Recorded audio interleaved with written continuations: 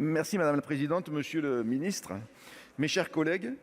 Plus de la moitié de nos concitoyens se sentent en insécurité au quotidien. Cette réalité est reflétée par un sondage paru en fin d'année dernière, mais aussi par l'actualité. Il est urgent de remédier à cette situation. L'ordre public et la sécurité se trouvent en effet à la base de la vie en société et au fondement de l'exercice des libertés. Assurer la sécurité de nos concitoyens est l'une des missions les plus essentielles de l'État. Même si d'autres acteurs y concourent au sein d'un continuum de sécurité, c'est à l'État qu'il revient de faire respecter les lois sur le territoire national et de permettre une activité sereine. Les polices municipales et les gardes champêtres sont un important pilier. Ces agents sont présents en permanence sur les territoires des communes qui ont pu en recruter. Ils sont proches des habitants et de leurs préoccupations.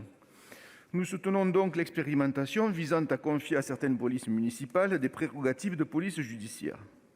Cela permettra de déterminer le bon niveau d'exercice de ces compétences. À ce titre, nous voulons insister sur la nécessité d'une bonne complémentarité entre les polices nationales et municipales, notamment quant à la compatibilité de leurs outils informatiques. Il faut néanmoins prendre garde à ne pas creuser davantage le fossé entre la ville et la campagne. Toutes les communes n'ont pas les moyens de recruter des agents de police municipale et nombre de celles qui ont pu en recruter ne disposent pas des effectifs requis pour participer à l'expérimentation proposée par l'article 1er. Je me félicite à cet égard que la commission des lois ait abaissé le seuil à 15 agents.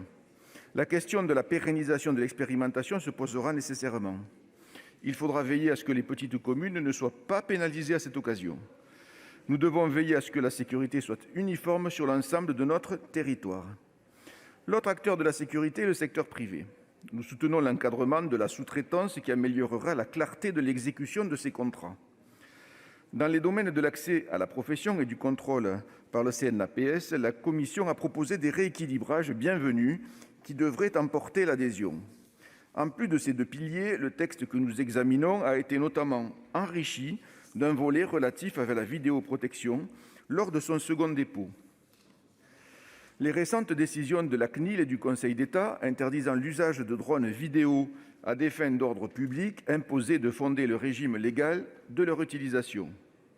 S'il est important de donner accès à cette technologie à nos forces de l'ordre, il est indispensable d'encadrer son usage pour protéger les libertés publiques et garantir la validité des procédures basées sur de tels éléments de preuve.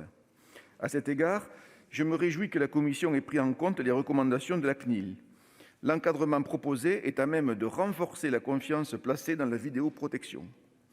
Par ailleurs, nous soutenons le choix d'écarter la possibilité pour les forces de l'ordre de diffuser des images aux fins d'information du public sur les circonstances d'une intervention. Il ne faudrait pas que le remède soit pire que le mal. Enfin, concernant le renforcement de la protection des forces de l'ordre, nous regrettons que l'article 24 de ce texte ait été la source de vives polémiques, alimentées par des déclarations malheureuses. Il faut défendre ceux qui nous défendent. La rédaction des rapporteurs nous semble être meilleure, sans parvenir toutefois à résoudre toutes les difficultés.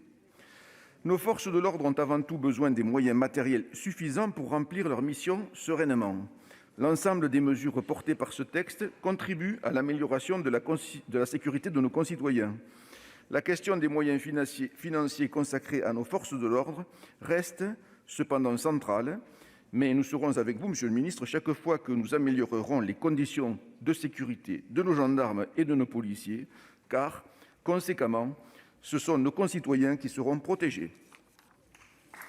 Merci. La parole est à Madame